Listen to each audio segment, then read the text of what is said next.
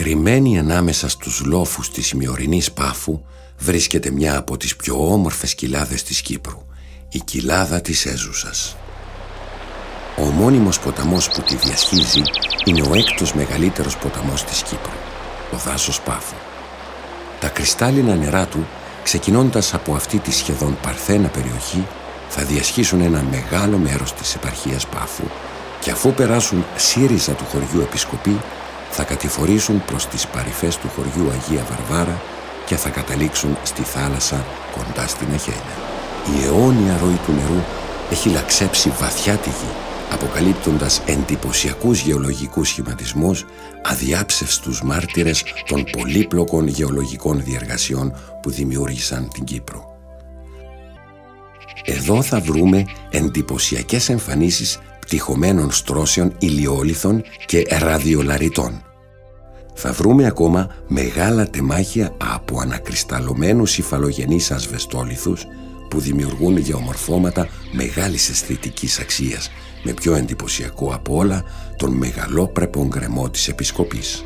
Δημιουργούν ένα πλήθος από διαφορετικά μικροπεριβάλλοντα, τα οποία με τη σειρά τους φιλοξενούν μια πλούσια βιοποικιλότητα.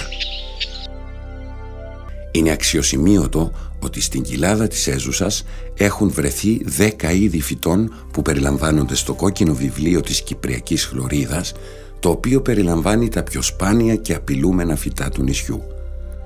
Η σχεδόν μόνιμη παρουσία τρεχούμενου νερού μεταμορφώνει το κατώτερο τμήμα της κοιλάδας σε ένα μοσαϊκό από σπάνιους στην Κύπρο υδρόφιλους τύπους οικοτόπων. Οι πλατάνια δημιουργούν εντυπωσιακές στοές πάνω από το τρεχούμενο νερό. Υδρόβια είδη, όπως η νερόκοτα, ζουν και αναπαράγονται στους πυκνούς καλαμώνες. Περιστασιακά βρίσκουν καταφύγιο κοντά στο νερό και πολλά μεταναστευτικά είδη, όπως αυτός ο νυχτοκόρακας, η πολύχρωμη αλκιόνη και η μικροπουλάδα. Καλά κρυμμένη στην πυκνή βλάστηση ζει και η φραγκολίνα. Τη βρίσκουμε συνήθως στα κατώτερα τμήματα της κοιλάδας, κοντά στο χωριό Επισκοπή.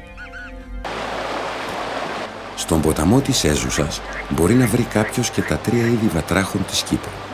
Πιο κοινός είναι ο βαλτοβάτραχος. Κρυμμένος στην άκρη του νερού, κάνει φανερή την παρουσία του με τα δυνατά του κοάσματα και τις ξαφνικές βουτιές του.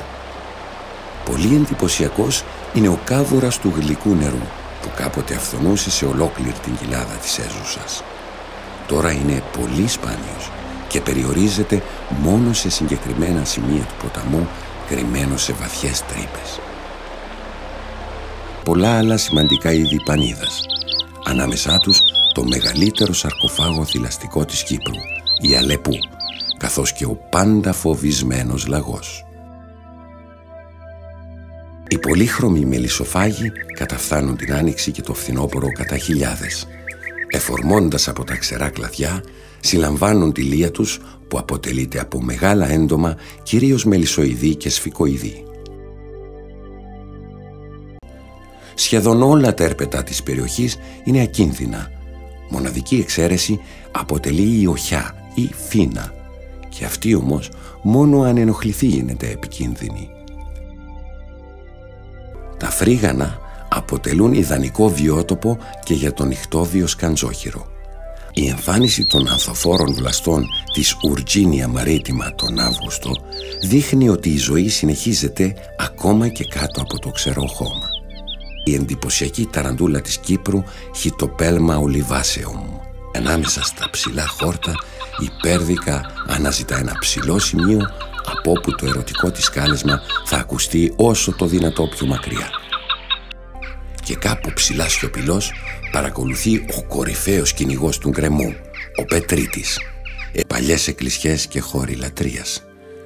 Παλιοί νερόμυλοι και παλιά πέτρινα αυλάκια μαρτυρούν τη διαχρονική παρουσία του ανθρώπου στην περιοχή. Οι καλλιέργειες φιλοξενούν και πολλά άλλα είδη πανίδας.